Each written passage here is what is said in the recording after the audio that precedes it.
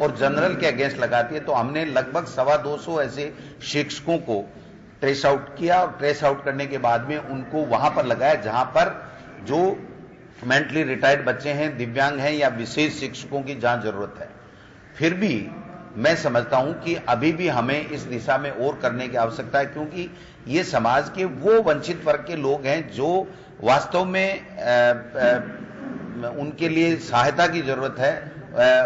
सरकार को और ज्यादा करना चाहिए। तो जो अभी हम लोग भर्ती निकालेंगे उसमें भी हम लोग देखेंगे कि कैसे विशेष शिक्षक लगें, और अभी भी जिन जिन विद्यालयों में ये जो मेंटली रिटायर्ड बच्चे हैं या दिव्यांग बच्चे हैं उनकी सुचारू रूप से शिक्षण व्यवस्था हो सके। प्रदेश कांग्रेस कार्यालय में जन सुनवाई कार्यक्रम का सिलसिला बदस्तूर जारी है। इस दौरान मंत्री दरबार में गुरुवार को शिक्षा मंत्री गोविंद सिंह डोटासरा ने जन सुनवाई की। जनता दरबार कार्यक्रम के दौरान काफी संख्या में कार्यकर्ता और आम लोग मौजूद रहे। जनता दरबार कार्यक्रम के दौरान ज्यादातर शिकायतकर्ता शिक्षा, चिकित्सा, भूमि विवाद और पुलिस से संबंधित प्रकरणों के साथ ही तबादलों के प्रकरण लेकर प्रदेश कांग्रेस कार्यालय में पहुंचे। के पदाधिकारियों के साथ बैठ करके जन सुनवाई करते हैं। उसी क्रम में मैं दूसरी बार प्रदेश कांग्रेस कमेटी कार्यालय में जन सुनवाई के लिए आया हूं। मेरे पास पिछली जन सुनवाई में 97 परिवेदनाएं आई थी, जिसमें से 38 मेरे शिक्षा विभाग की थी, बाकी परिवेदनाएं अन्य डिपार्टमेंट की थी। उनमें से जो चीज हो सकती थी, स्थानांतरण बैन होने के कारण स्थानांतरण के अलावा जितने भी परिवेदनाएं थी मेरे विभाग से थी, उसको विभाग में भिजवाया और करीब 15 से ज्यादा परिवेदनाओं का तत्काल निस्तारण अब तक हो चुका है।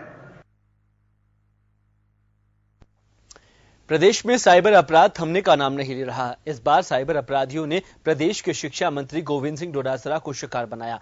साइबर अपराधियों ने प्रदेश के शिक्षा मंत्री गोविंद सिंह डोटासरा की ईमेल आईडी हैक की है। जब खुद की ईमेल आईडी हैक होने की जानकारी मंत्री गोविंद सिंह डोटासरा को मिली तो उन्होंने अपने ट्विटर हैंडल के जरिए लोगों को इसकी जानकारी दी।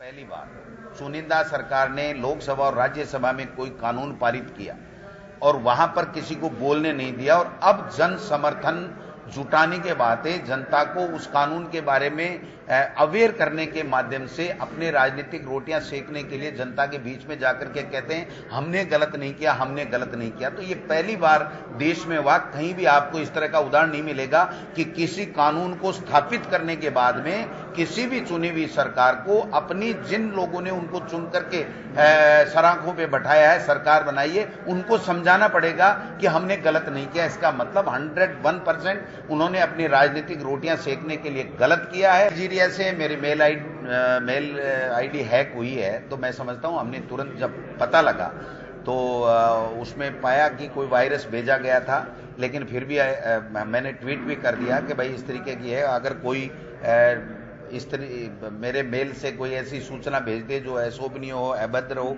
या किसी को कोई चीट करने वाली बात हो, तो तत्काल हमने सूचना दे दी और साइबर क्राइम को भी हमने एफआईआर के लिए भेज दिया है कि इस तरह की जो घटना। राजस्थान में अब स्कूलों में नए सत्र की शुरुआत अप्रैल से होने जा रही है और अगले सत्र में राजस्थान में किताबों का स्वरूप बदलने जा रहा है। अब राजस्थान में एनसीईआरटी की किताबें पढ़ाई जाएगी।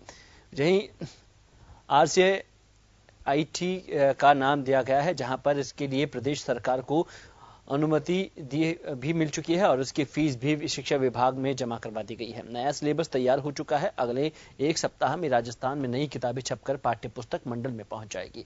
इन किताबों को स्कूलों में भिजवा दिया जाएगा। वहीं कक्षा 1 से लेकर 5 तक का भी किताबों का पुनरीक्षण का काम पूरा हो चुका है। किताबों को इस तरह से तैयार किया जा रहा है कि 1 से 5 तक की कक्षा की बैग का जो वजन है वह 5 किलो 900 ग्राम का था, अब वह अगले सत्र में 2 किलो 200 ग्राम का रह जाएगा।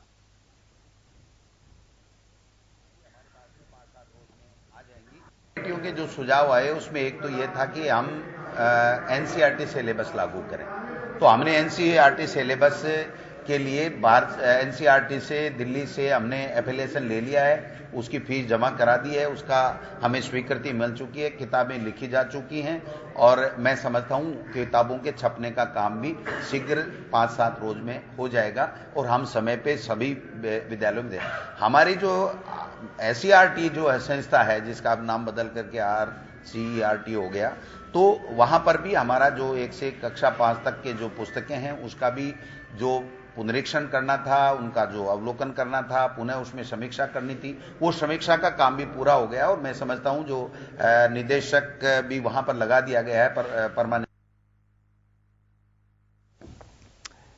प्रदेश में मुख्य बधिर स्कूलों में विशेष शिक्षकों की कमी जल्द दूर होगी। प्रदेश के शिक्षा मंत्री गोविंद सिंह डोटासरा ने कहा कि मुख्य बधिर स्कूल में पिछली सरकार के समय में ऐसे शिक्षकों का तबादला कर अन्य स्थानों पर लगाया गया, जिसके चलते मुख्य बधिर स्कूल में विशेष शिक्षकों की कमी हो गई। उन्होंने कहा कि राज्य सरकार दिव्यांगों या विशेष योग्यजनों के लिए पूरी तरह संवेदनशील है। शिक्षकों की नई भर्तियों में विशेष शिक्षकों को शामिल किया जाएगा और अन्य स्कूलों में लगे विशेष शिक्षकों को भी मुख्य बधिर स्कूलों में लगाया जाएगा।